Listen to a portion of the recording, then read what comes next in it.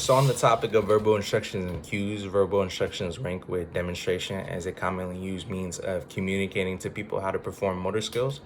Important factors to consider while developing effective verbal instruction is quantity of instructions, as well as memory and attention limits, and as well as focusing on the movement outcomes rather than movements required by the skill. An example of that would be the action effect hypothesis.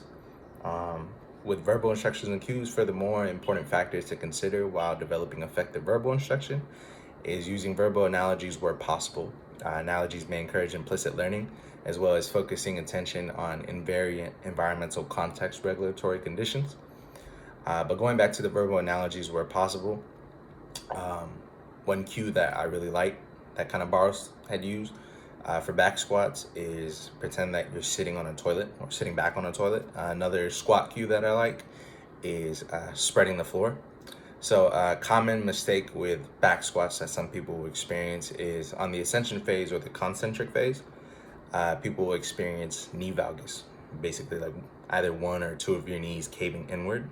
That's really bad. You don't want to do that on a back squat because not only will that injure your knees, but kind of has an energy leak to it, so you won't be able to fully perform that back squat to the best of your ability if you have knee valgus going in.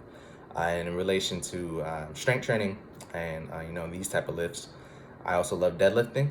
So a deadlift verbal cue example that I really love that I always apply every time I deadlift is push the world away. So even though deadlifts in a sense can be considered a pull movement, you're pushing and you're pulling with your body, but it's primarily a hip hinge movement.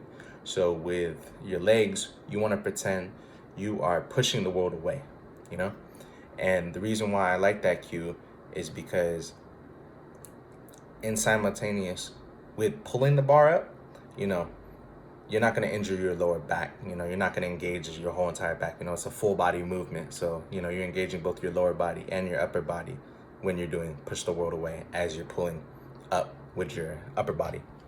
And then going over verbal instructions and cues, verbal instructions that influence goal achievement strategies, speed and accuracy, and then be careful of ironic effects. There's an unintentional tendency to perform actions you are intentionally trying to avoid.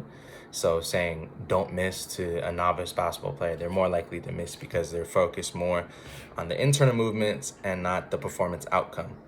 And verbal cues should be short, concise phrases that direct the performer's attention to regulatory conditions in the environmental context and prompt key movement components of the skills.